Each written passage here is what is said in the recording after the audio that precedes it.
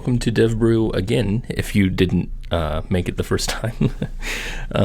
I'm doing this stream again because there was a bunch of stuff that I thought I could cover. Also, I forgot to record the other one. Oof. You cannot see the gameplay right now, so this is going to be about Witchbane. Witchbane was a game that was submitted to me, and that is it right there.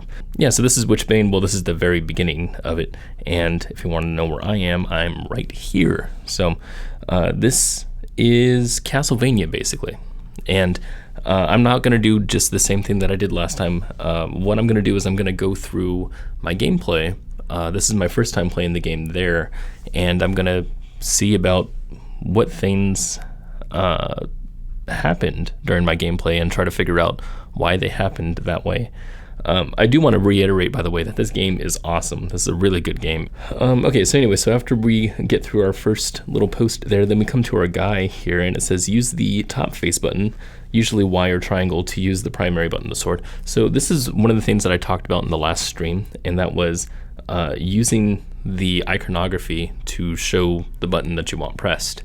Because just saying it in the words and then showing the button just below the words, that's a different button entirely. So you use the use the top face button that they say usually Y or triangle. So what they're trying to do, obviously, is trying to encapsulate all the controllers or all the different types of input that you can get in a game, right? Because this is on Steam, so they're gonna try to give everyone the same kind of design, or the same kind of acknowledgement, basically.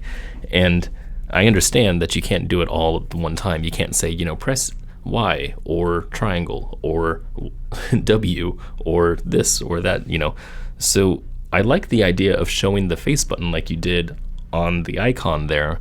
I just wish, this was shown also with the what's being said here, which is the top button. And then we have our first little skeleton that pops up. Now, I don't know if it's just me, but what's weird about the attack here is that since it's the top button, the top face button, when you attack, you have to put it's like the A button is jump, or the advance button also, I guess. Actually, I'm not sure if it's jump button. Anyway, it's the advance button is the bottom one, right? And then you have to go to the top button to attack. And it's just weird to me because I know that you're probably resting on the bottom button, and when you go to attack, you want to go either from side to side, not all the way to the top. So it's a strange thing, I would say, to have the attack button at the very top of the face buttons. This was interesting design, though, to have the enemy right there, but I wish there was more to it. I wish there were more enemies that popped up as I kept going. It does say you can slash up, forward, and stuff, and then the skeleton comes back to life, which I do like that a lot. But you're practicing all these slashes before you get to this one, which is a little chest that opens, and then another your secondary weapon. So what's weird about this is that I felt like we didn't have much time to figure out that first mechanic there. I wish that was stretched out some. So teach us how to attack, then let us master it first before we go on to learn something new. And since this is a demo, I felt like that's probably on purpose for them to shorten everything to make it, as quick as possible. But I like the idea of, from going into a game, I'm about to experience this whole thing. I want to be able to, try to feel like I've understood everything before I move on. And that means mastering to me. So yeah, so that's what I would like to see, level design. Okay, so this is really interesting. This is the insanity mechanic. And as you can see, there's that text up there on the top left that's left in there because I didn't advance it all the way and I thought that was a little cluttered. So this this teaches you ladders. I don't feel like it's necessary to have to teach the player how to do ladders, especially if they've played this kind of game before. If they know what R button and left button is, or what a face button is, if they know those things, I feel like they understand how to descend ladders just by pressing the down button. Don't think that's something that we necessarily need to tell the player. But anyway, as we come down, then this is interesting design. What happens is the ladder crumbles and these ghosts start appearing around you. And if you see the top left here, we have this insanity meter is what it is. Or this sanity, I guess, not insanity. So as it goes down, you lose your sanity. And then the screen starts shaking, gets all weird, black and white and everything, and then several things are happening here. You have a new character that pops up on the bottom left here, and then you have this new section of ladder that pops up, and at the same time, this is a whole new thing that you're seeing. You know, these tentacles coming in on the walls, and then this person who said, you know, some people can see me. I didn't know everyone can, and then your sanity runs back up.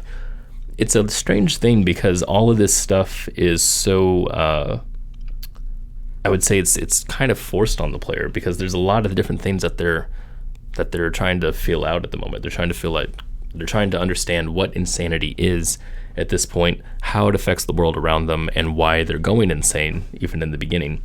I didn't understand that I was even going insane when that even happened in the beginning.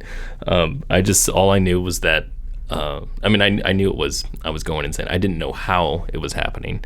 All I understood was that when ghosts pop up, suddenly that's when your meter goes down. But that's not exactly what's happening all the time. It's only when you attack the enemies that your sanity starts to fall, and then it continues until it goes nowhere, until you become insane. But how that affects the world around you, all that happens later on in the game is you become faster when you run, which is a really interesting, I feel like, metaphorical take on the mechanics, because it feels like it's made your very control of the character insane. Like you're now feeling as if you're insane. However, that's the only thing that it ever affects, is just the run, and that's it.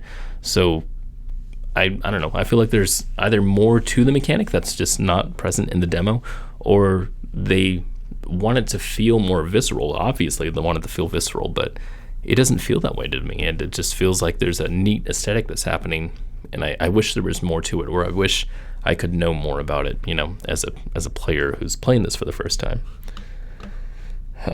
We have that was an interesting little platforming challenge here. Okay, so we have these platforming challenges that come up, and this is interesting to give the player a little bit more mastery of their platforming skill. And because this game is very light platforming, they're simple challenges, and I respect it for that. And this is the first time playing it, and you can see I just jumped down there and killed myself on accident, which I thought was a really strange. Well, I don't know. It's because you can see that I'm jumping across these gaps with no hesitation. It's because I know there's going to be a safety net when I fall, but it's a little strange because right there, or not right there, I guess this one, that one has no safety net, just that specific one though. Had I missed the one after that, the one that's more challenging, I would have had a safety net. It's odd that gap is even there. I would pay a little bit more attention to the types of challenges that you have with the player, and seeing how players miss certain jumps, or when they miss certain jumps, why they're missing certain jumps, and if you're punishing them twice at that moment, because that did feel like I was punished twice at the moment, especially because I have to start back all the way in the beginning. So that is something that I would look out for. This is odd. So this first little thing that I came into here, okay, I just figured it out, but I had a question in my mind, and that was when you do this little puzzle and you go inside this house, you can see I just became insane right here. But as soon as I go inside this house, I go to collect this thing. There's an angel statue you can see on the right here, and the angel statue then moves right here, and I have no idea how that happened, and I've been trying to figure it out. I've been trying to redo it over and over. I just now realized that it might have had something to do with the insanity, just because I came in while I was insane, but it still moved after I gained sanity, so not sure why that was. But I like this area, and I like the way that we're showing kind of these secrets that happen that are under the player's control. That really feels like an interactive kind of thing, and just a way for the player to connect with the gameplay, and I really like that a lot. That's something that you don't see a lot in modern video games, so I appreciate it. Also, I think that's just a shortcut to another house, which is pretty cool. What else to talk about? There's something that I wanted to talk about specifically, and that was come up here. That was the type of explorative habits that someone has in a game like this. Mostly if someone just likes the game, they're just going to explore the game on their own, just because they want to, especially with a game that has such a really interesting aesthetic here.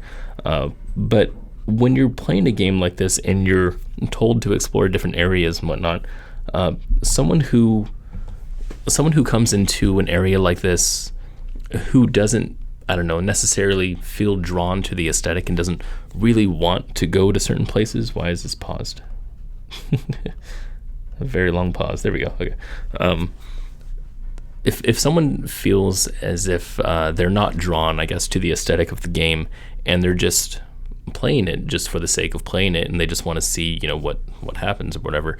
When you're playing the game and you feel like you have to explore certain areas, I like the idea that the player knows where they're going. And this seems like kind of an obvious thing for Metroidvanias, because usually you would have a map for something like this, right? If you're in a game like Metroid, or if you're in a game like Hollow Knight, and any kind of Metroidvania that I can think of, most of them have maps. And this one doesn't, or at least I'm not sure if it does. I didn't run into a map at all. Of course, I think it's because this is a demo and this is more linear than what I believe the game is supposed to be later on.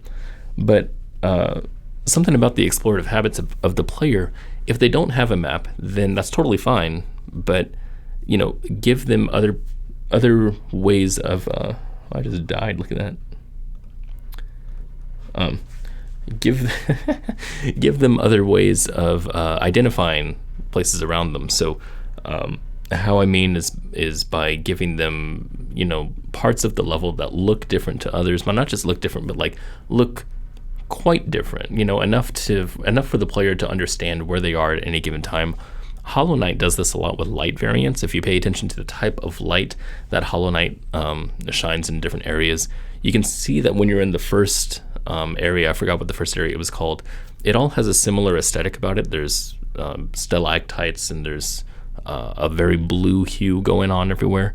But everywhere that you go, there's different types of light that happen. Sometimes areas are very bright, sometimes they're very cast in shadow, and sometimes they have slivers of light and whatever. Sometimes the light hits plants at certain ways and stuff like that. It's a really detailed world, but it's so detailed. Because it's so detailed, I feel like I know where I'm going whenever I'm walking around in that area, so I never feel lost.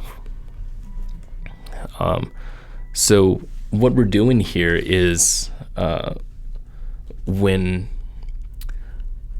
someone is walking around in an area and they don't feel like they understand where they are, they can get lost and they don't want to continue playing the game, especially when they have to explore in order to go forward, in order to advance. It turns into an obligatory kind of thing. So I think in order to give the player an understanding of where they are in certain areas and whatnot, not only aesthetically, you can also do things that I would call interactive identifiers. Identifiers are just what we already talked about just now with the aesthetics and whatnot.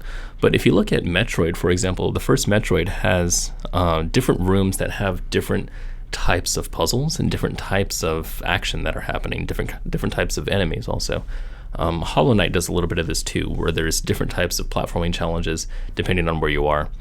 And what's interesting about that is that it acts as a certain type of identifier. So you know that when you go into one room, you're like, oh, this is the one with the bats that come down, and this is the room with all the spikes, and this is the room with the long corridor that I have to run through. Like it acts as a way to identify where you are and have a mental map about the place.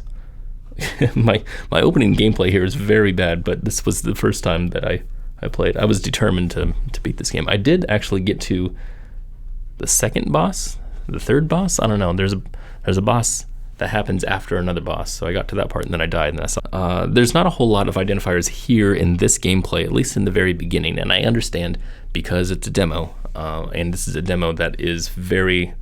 I talked about this in the last stream. It's very slice heavy. Like it makes it so that the entire game, I feel like the entire game is put into a sampler, right? And you're like, if you were to give someone like a sampler plate for your restaurant, you're like, here we go. Okay, so we have a whole experience of this restaurant, but instead of eating a bunch of different entrees over a long period of time, we're just going to give you one sampler that has lots of little dishes in it.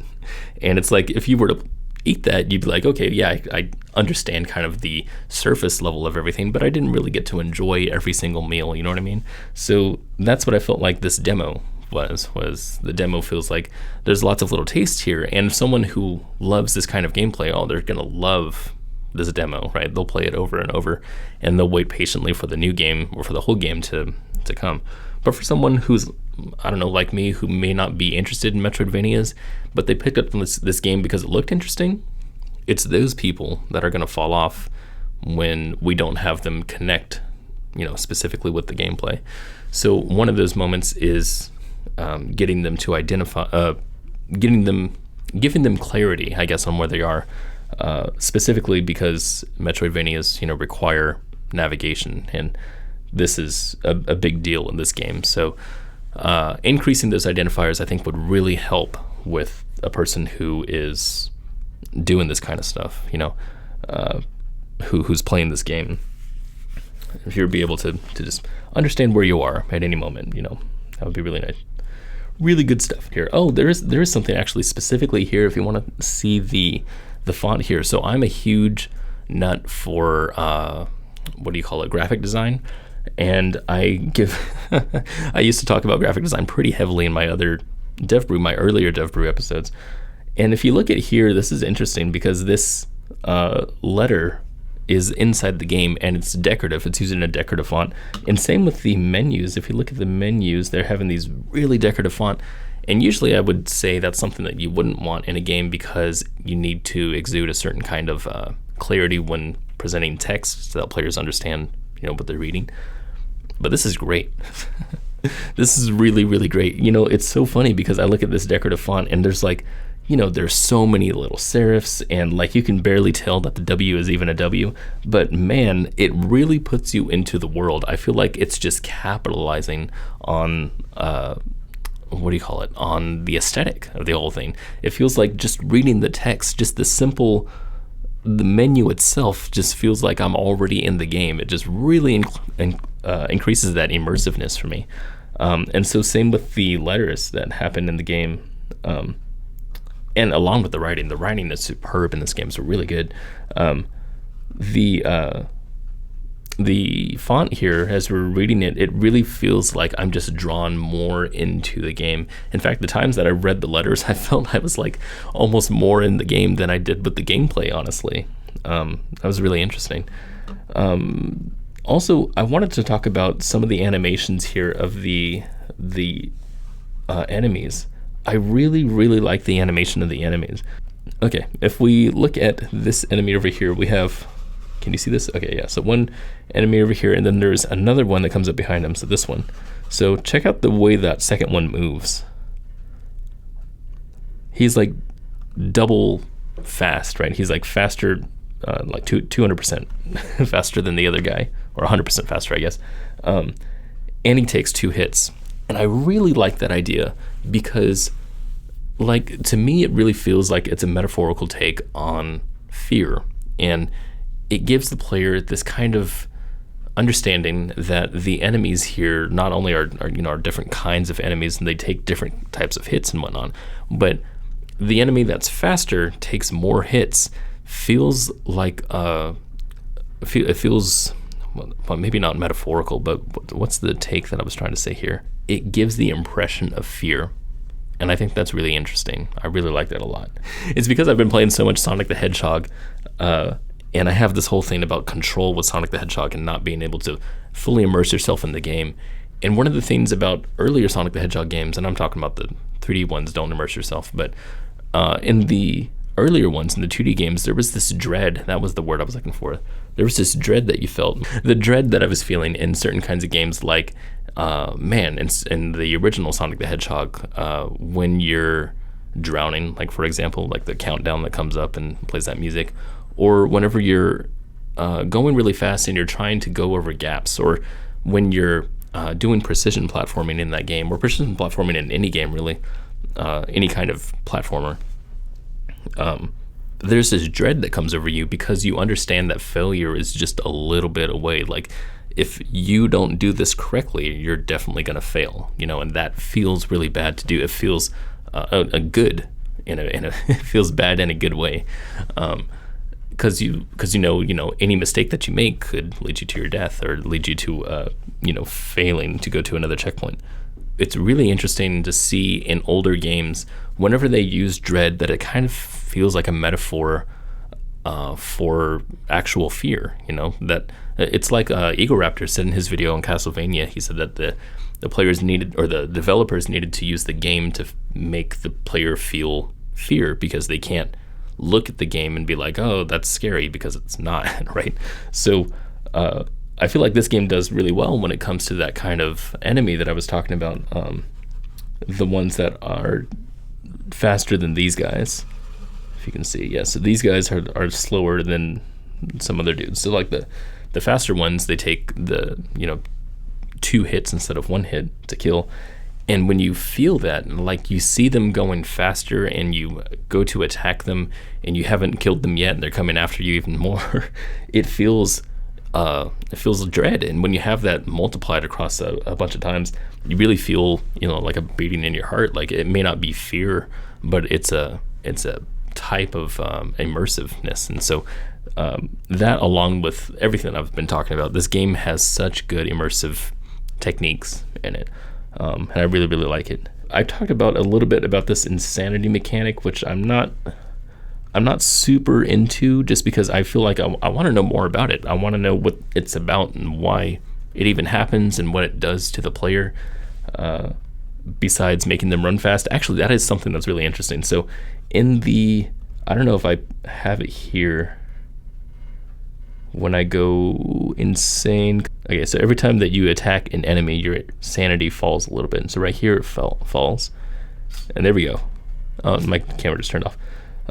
Yeah, so now I'm flying. You can see how fast I'm running. And that's really interesting to me, because when you gain your sanity back, then you go slower again. And that kind of mirrors the mechanic of, what was that game? PT. PT had that kind of mechanic where if you're unfamiliar with PT, I'm sure you're familiar though.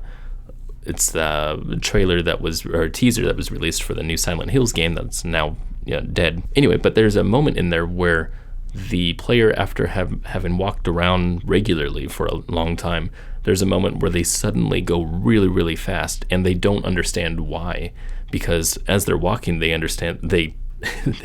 realize they're going faster, and they stop walking and realize that, oh, it's just me, I'm just suddenly faster, right? And it gives this really unnerving feeling, like it's not me that's doing this, and it feels like, in a way, a metaphorical way of being insane, and I really like that idea. So this game uses that kind of mechanic to create this kind of metaphorical insanity in the player, and I think that's great. That's really, really good. However, the mechanic doesn't really do anything, and I feel like it should. It did in the beginning of the demo, and like I said, this is a demo, so there's not a whole lot of fleshed out mechanics or fleshed out ideas, but there's like tidbits here and there. And so you could see in the beginning that it made you able to see a secret area. So if you go down that ladder, then the ladder crumbles away, and then you see it. The ladder crumbles away, and then you go insane. Then the ladder appears again while you're insane, but it only appears while you're insane, which is interesting. So I always thought that was cool, but I wish there was more to it. But I do like what I'm seeing, and I wish to see more. I want to see how the game progresses. I want to see how the game's world is, because the world is so interesting to me. I really like everything about this game, the aesthetic and the feeling and everything. I just want to see more of it. Like, I feel like I only got a taste. I want to see a lot more. So that is where we are with that. I'm going to go ahead and call that a video. That's a video. I hope that I've provided some, at least some sort of helpful advice, if not just commentary. I don't know. Here we go. Okay, here we go. Stop streaming.